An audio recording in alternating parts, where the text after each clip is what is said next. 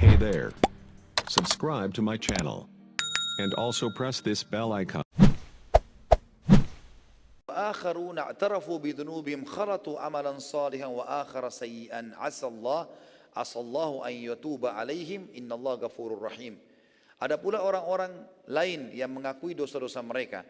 Mereka mencampur baurkan pekerjaan yang baik dengan perbuatan pekerjaan lain yang buruk. Mudah-mudahan Allah menerima tobat mereka. Sesungguhnya Allah Maha Pengampun lagi Maha Penyayang. Jadi pada saat itu teman-teman sekalian memang perintah Nabi SAW dengarkan saja. Dengarkan saja, jangan buat yang lain. Tapi Abu Lubabah bilang saya tidak sadar. Waktu mereka minta saran, kira-kira kalau kami menyerah diapakan? Kata Abu Lubabah, tiba-tiba tangan saya sudah mencekik leher dan mengatakan pastilah kami akan bunuh kalian. Seperti itulah. Kita kembali ke kisah kita atau ke lanjutan bahasan. Sementara di benteng suku Quraidah, kepanikan dan ketakutan meliputi mereka. Dalam kondisi di benteng mereka serba ada cukup dengan makanan, minuman serta kebutuhan lainnya, tapi ketakutan telah Allah masukkan dalam hati mereka melalui Jibril alaihissalam tadi. Terjadilah musyawarah di antara pimpinan mereka atau musyawarah dan pimpinan mereka Ka'ab bin As'ad mengumpulkan pemuka-pemuka kaumnya seraya berkata, kalian sudah melihat dan mengetahui bagaimana keseriusan Muhammad dan sahabat-sahabat dalam mengepung dan akan menyerang kita. Para pemuka bertanya kepada Ka'ab bin As'ad, apa saran anda? Kata Ka'ab, pilih hanya satu dari tiga. Mereka bertanya, apa itu? Ka'ab berkata, yang pertama, demi Allah, kalian tahu kalau Muhammad benar-benar Nabi. Tidak ada yang tidak tahu ini. Maka kita semua beriman padanya, karena Muhammad tidak akan membunuh sahabatnya. Ini pilihan pertama dari kepala mereka, dari Ka'ab bin As'ad, kepala suku mereka, raja mereka. Para pemuka Yahudi mengatakan, kalau itu jelas dari dulu kami menolak. Kebodohan mereka, tidak mau beriman. Lalu apa yang kedua? Kata Ka'ab, yang kedua, kita membunuh semua wanita-wanita dan anak-anak kita. Lalu kita menyerang dalam satu serangan. Serang saja, habis-habisan. Bila kita menang, maka kita akan mengganti wanita dan anak-anak kita dengan wanita dan anak-anak muslimin. Dan jika kita kalah, kita semuanya mati terbunuh, anak-anak dan istri-istri kita atau perempuan kita tidak akan jadi rampasan. Tidak akan jadi rampasan perang muslimin. Para pemuka Yahudi juga menolak. Mereka mengatakan, apa dosa mereka? Kenapa mereka harus mengalami itu? Apa yang ketiga? Kata Ka'ab, malam ini malam Sabtu. Umumnya Muhammad dan sahabatnya beristirahat. Kalau akan, maksud ini adalah Sabtu malam ya. Karena kan kemarin Ahzab sudah bubar. Hari ini sekarang hari Sabtu. Malam, tapi masih hari Sabtu. Umumnya Muhammad dan sahabatnya beristirahat kalau akan menyerang Yahudi di malam Sabtu. Dan hari Sabtu, ya, karena mereka mengetahui kalau Yahudi tidak berperang pada saat itu. Maka kita serang saja mereka malam ini. Yahudi menolak dan berkata, wahai Ka'ab, Anda sangat mengetahui bagaimana pelanggar pancingan pada hari Sabtu diubah dan dikutuk oleh Allah menjadi kera dan babi. Maka kami juga tidak bisa melakukannya. Ka'ab berkata, kalau demikian demi Allah kalian sudah tidak ada lagi. Tidak ada lagi pilihan lain, tidak bisa melakukan apa-apa. Dan benar mereka akhirnya tidak dapat melakukan apa-apa sama sekali. Salah satu dari Yahudi, ada orang Yahudi bernama Amr bin Wud Sa'di. Ya, Amr bin Wud As-Sa'di. Ya. Ini mirip dengan namanya tadi orang Quraisy yang mati. Dia sempat keluar dari benteng dan menuju ke pasukan muslimin. Akhirnya ia ditangkap oleh Muhammad bin Maslam radhiyallahu anhu yang sangat tegas dengan orang-orang kafir. Pada saat Muhammad bin Maslam akan membunuhnya, dia mengatakan, izinkan aku menemui Nabi kalian. Muhammad bin Maslam lalu mengajak orang ini, Amr, menuju kepada Nabi SAW. Pada saat bertemu, Amr berkata, saat kaum Yahudi mengkhianati kesepakatan denganmu, akulah satu-satunya orang yang menolak. Satu benteng semuanya setuju, kecuali aku. Nabi SAW mengatakan di depan para sahabat, engkau benar. Dan wahyu menyampaikan orang ini benar, jujur dia. Memang semua Yahudi setuju kecuali dia. Lalu Nabi SAW memerintahkan agar ia dibebaskan. Seraya Nabi SAW bersabda, orang ini telah diselamatkan oleh Allah karena kejujurannya. Dan ini pentingnya kejujuran teman-teman sekalian. Sampai di kancah peperangan pun dia bisa selamat. Saya bilang di sini, lihat bagaimana kebenaran dan kesempurnaan Islam. Hukuman bagi yang mengkhianat dan bukan yang ikut-ikutan. Bukan hukuman kepada yang tidak ikut-ikutan. Jadi kita harus adil. Tidak boleh kita membenci ras tertentu, negara tertentu, suku tertentu.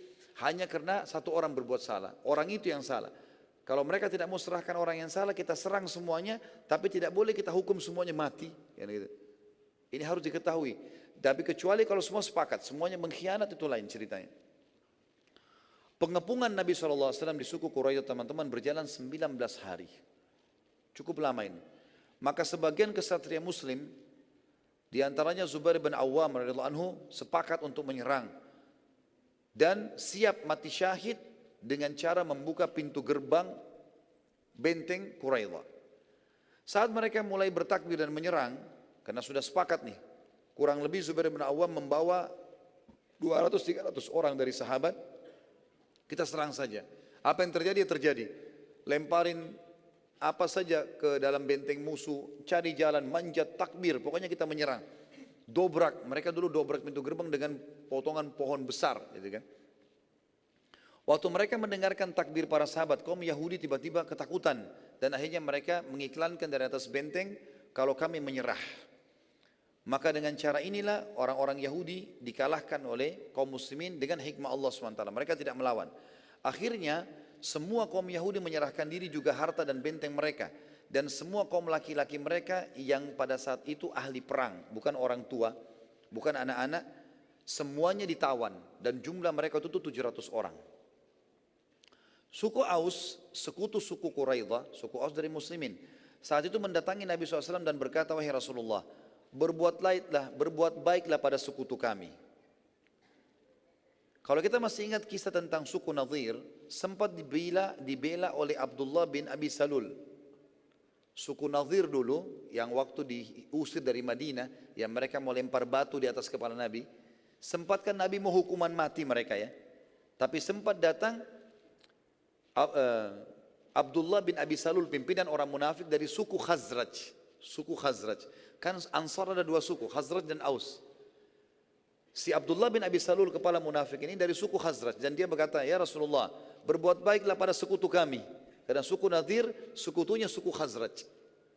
Terus saja dia rongrong Nabi sampai Nabi mengatakan, baik, ambil alihlah mereka semua.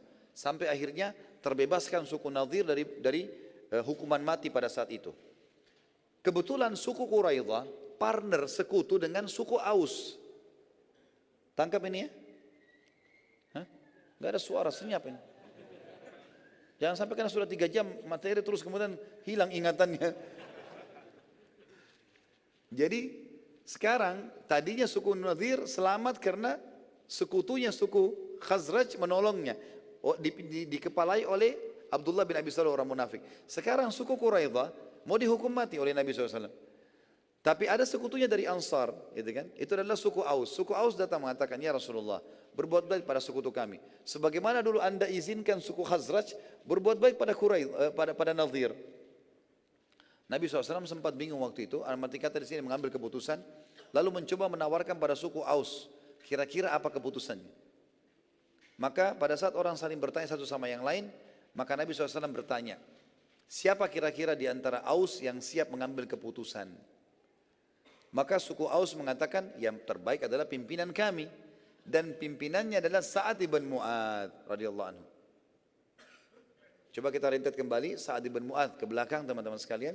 Dia tadi yang diutus oleh Nabi SAW dengan Sa'ad ibn Ubadah untuk ke benteng Quraidah. Dan dia yang bilang sama Sa'ad ibn Ubadah, sudah enggak usah caci maki. Ada yang lebih besar, pedang antara kita sama mereka. Kan gitu. Maka ini tanpa disadari dengan hikmah Allah. Orang-orang Aus bilang, kan orang Aus tadi bilang, ya Rasulullah, berbuat baiklah, jangan hukum mati mereka. Artinya maafin aja, keluarin dari Madinah sudah tidak ada masalah. Nabi SAW mengatakan, sebagaimana anda memberikan Khazraj kesempatan memaafkan Nadir. Kata Nabi SAW, siapa yang menentukan keputusan di antara kalian, yang kalian setuju semua? Mereka tidak sadar, mereka mengatakan, pimpinan kami Sa'ad bin Mu'adz. Sa'ad bin Mu'adz ini sangat benci dengan Quraidah, gitu kan? Aus berkata, menjawab, Sa'ad bin Mu'adz pimpinan kami. Kami ridho, wahai Rasulullah. Dia saja. Dalam riwayat kata Nabi SAW, bagaimana kalau Sa'ad bin Mu'adz yang menentukan?